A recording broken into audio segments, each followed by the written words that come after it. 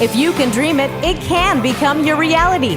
Welcome to Dream Catchers, where we meet entrepreneurs who have left their home country to move to Costa Rica and start a business in paradise. These are real people and their real stories behind following their dreams to a little Central American paradise and how they made it work despite the odds.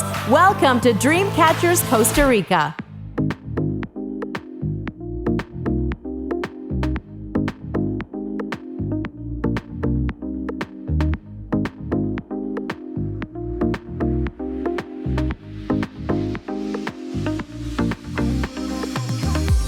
Welcome to another episode of Dream Catchers Costa Rica. Today we are here on this beautiful catamaran, the Lazy Lizard, owned by Lynette Linkletter and Jason Elford, here in beautiful Playa Flamingo, Costa Rica. We certainly hope you enjoy this episode where we will talk to them about their dreams, about coming to Costa Rica and starting a business from scratch. Thank you so much for having me here with you. Thank you for coming onto our boat. Yeah, appreciate it. So we're going to start talking about what led you to Costa Rica. Everyone always wants to know, how did people get here and how did they get their business? And so that's number one question, is we want to know where you came from and what brought you here. We came from Canada. We live in Calgary, Alberta. We have a second house in Vermeer, British Columbia. And what brought us here was Lynette had a love for Costa Rica. She'd been coming here for many, many years on holidays and decided, she basically told me when we started together that one day I was going to have to either move to Costa Rica with her or he was going to be left in the dust. I was going to be left in the dust. It was in the beginning of the relationship. Yeah, it was very early. Yeah. But it was a fair trade. It was a fair trade. Yeah. So we started coming down here on holidays a few times and eventually ended up finding out that the business was for sale. And so decided to make a change. So then you decided to you still have your home back in Canada or not? We do, but we don't see it a lot. No. Yeah. So obviously this is now your permanent home for the most part. We're long-term planning of probably releasing the house.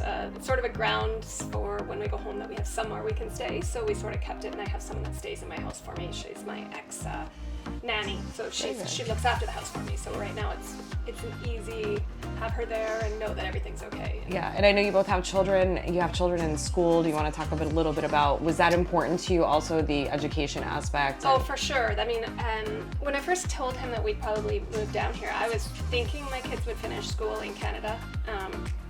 When the opportunity came up and we made the decision, it was absolutely one of the first things. I'm like, I have to know what the schools are like. So both my kids, 10 and 12, they're here and full time, and they love it. I would say they have more friends here than they did in Canada. That's awesome. For sure. That's awesome here. We did a lot of research on the schools.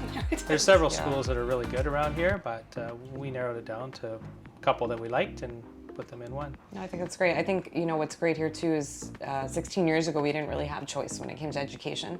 So it's nice now that there's so many options for families coming down with children. I think that's super important for sure. The other thing I'd like to know is, can you tell everyone out there about what Lazy Lizard is, what your vision is for your business, and what you offer to everybody? Lazy Lizard, when we first came on the boat on holidays, it was just an amazing time. We loved the staff and we loved the atmosphere. We loved being out on the water. I've always wanted to learn how to sail, and I think that the transition to owning the business has been a big transition. But Lazy Lizard is all about having fun and enjoying where you live, enjoying the country that we're in, and showing people around. That's awesome. And now you recently purchased a second boat, I heard. You want to tell us a little bit about the second boat and the differences between the two? Yeah, we purchased a second boat a little bit bigger, basically the same age, but it's has a lot more to offer. The first boat is a lot of fun. It's a great boat to go out on. Second boat has a little bit more interior space, a little bit more exterior space for people to hang out on. And we were finding that there's so many people coming down to Costa Rica that we were always sold out, and we weren't able to offer people tours. That's a good problem. It's a great problem. It's a good problem to have. We're turning people away all the time. So we really searched, and right now, due to the pandemic, everybody decided they wanted to buy a boat. So it was very hard to find one. I can imagine. Kind of like cars, aren't they? Yeah, very much. So in terms of your boat, what can you give us just a little quick summary of what is offered during your typical sunset cruise. Yeah, why don't you go with that? And you also offer daytime as well? Or? Yeah, so we do usually 2 tours a day. We also will expand it out to a full day tour if people choose that. But in general, we do a morning tour and an afternoon tour. All the tours include full meal, beverages, alcoholic, non-alcoholic, snacks in between, and then we have, of course, the very much appreciated snorkel time in there. Sure. Includes all your gear. We have kayaks and SUPs as well, so it really gives everybody water activity time. That's awesome. In terms of Costa Rica, obviously it's a small, big country, as I tell people, but why did you specifically land here in Guanacaste? What was it that drew you to this area instead of, let's say, the area that's south or the Caribbean?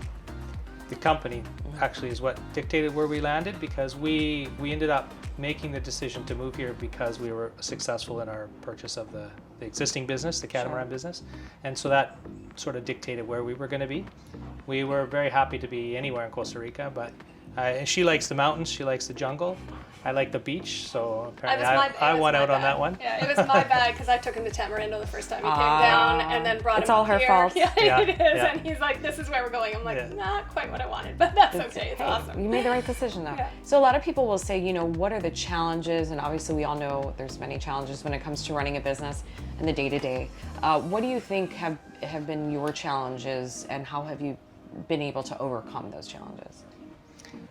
Biggest challenges, I think, between the two would be staffing and access to parts and services.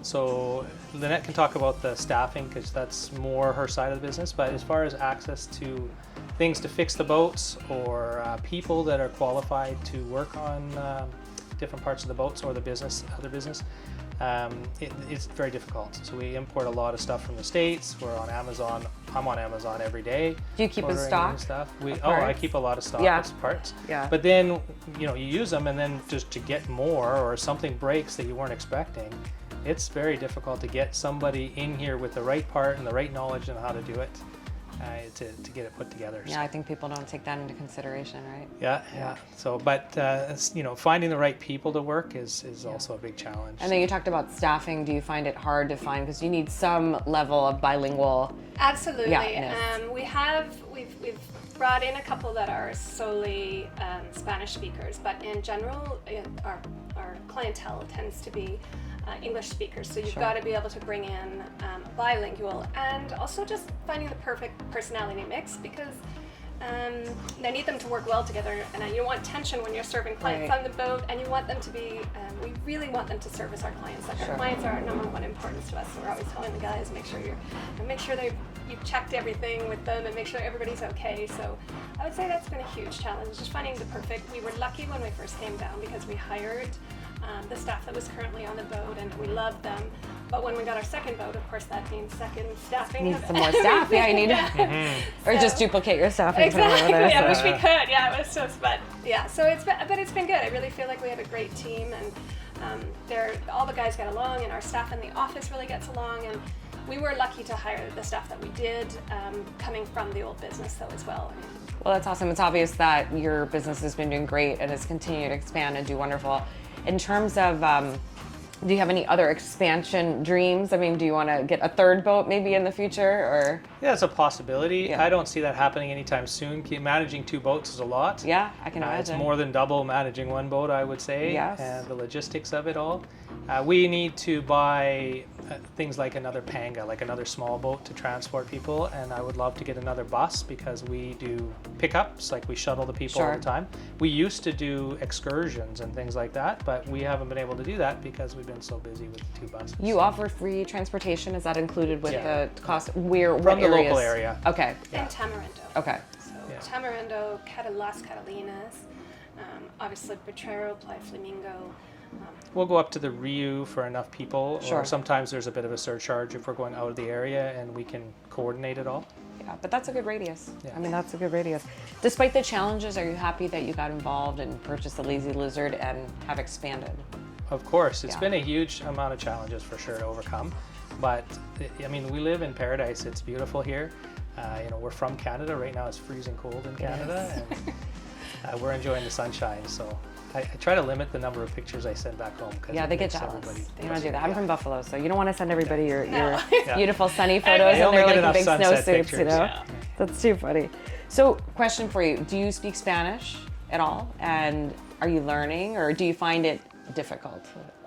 We are definitely learning. Yeah. Being placed in the business, we do have the disadvantage of not speaking Spanish, but even if I was to be a strong Spanish speaker, the words that you use in a boat business are probably not, or on the accounting side, are not your usual Spanish words. So we definitely can get by in the social setting, but in our business, we often have to translate, and obviously Google Translate. We're always on Google Translate. what do they say? And But thank God for those apps, right? Yeah. Right. And I think a lot of people, get discouraged because they say, well, I don't speak Spanish, and let them know that you can be okay and not speak Spanish, and just try to learn it and find some really good people that can translate for you, or use Google Translate. Yeah. And honestly, all Costa Ricans love to teach you Spanish. Yeah, right? that's like true. If you go anywhere, they just love to, and if you say something, they're like, "We'll say it this way." I love that about it. And they don't make you feel bad effort. about it. They don't make you feel Absolutely. bad, so it's good. No, I mean, that's good. At least you're giving it a good college try, as they say. Yeah. So basically, the other thing I wanted to know is just a little bit about your background. Is your background, were you in the boating industry?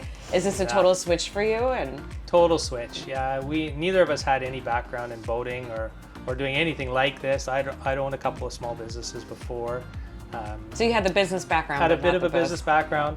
We both still work in jobs in Canada, and so we're able to do that part-time as well as run this business. So Very nice. That's keeping us going really well.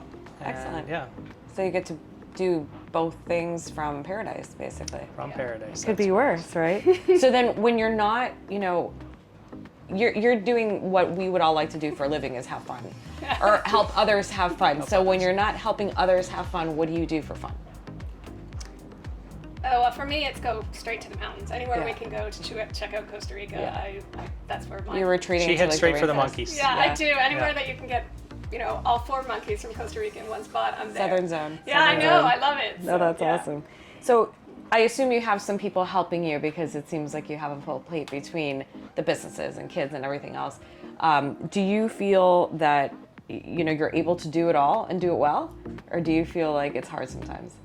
It's definitely hard sometimes. Yeah. Absolutely, yeah. There's a lot of moving parts and pieces to put together, and we're constantly driving here to pick up a kid, or dropping someone off, or getting food, or making dinner, and then I'm off to Playa del Coco for boat parts or something, and we head off to Liberia for shopping all the time.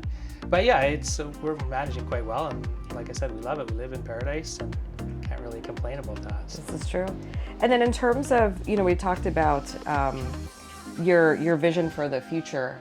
Also, I know you've been coming to Costa Rica for a while. Do you see that it's changed a lot? Do you think that things are getting easier or harder?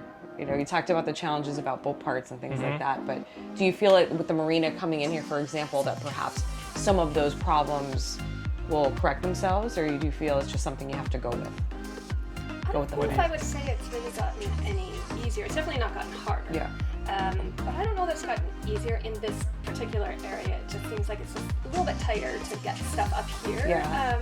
I mean, the marina for sure. We've seen it at other marinas. It'll bring in businesses, but with the worldwide shortage of stuff all over, I don't know if it's really a Costa Rican thing, or if it's really just that it's hard to find everywhere. I think we're living in a challenging time of transportation, because I'm building and I'm trying to get things here, and it's like delays and delays, and I totally feel you. Is there anything else that you want to tell people about your business or about yourselves that you think is important for people to know? And if they want to come here, obviously, and get on the Lazy Lizard, what do you feel makes you different than others? Well, I think first of all, if somebody's considering moving down here, don't wait for the perfect opportunity. Like we would have waited, and like she said, waited for the kids to be done school, and then who knows what happens then. Just jump on it. Like you really have to make the leap of faith and go for it, because there's never the right time. It's always, there's always going to be something that pushes you later and later and later. So that was really important to me. No, I think sometimes it fuels us when people say, "Oh, you're so crazy to move to Costa Rica." And, I think it takes a special person to want to not only move down here and leave their country, but just start up something from scratch, essentially. So I applaud you guys for doing that and taking a chance, because a lot of people look back in their lives and say, "I wish I would have done that. I wish I would have done that." And that's something I never want to say. So. No, but I super appreciate you guys being a part of the show, and I wish you all the best, but I know you don't need luck because it seems like you're flying, so good for you guys. Thank you. Thanks so much. Thank you so much for tuning in to another episode of Dream Catchers Costa Rica. We really hope that you will like this episode, follow us on YouTube, and definitely come to the Lazy Lizard next time you're in Costa Rica. Thanks so much, and pura vida. Pura vida. Pura vida!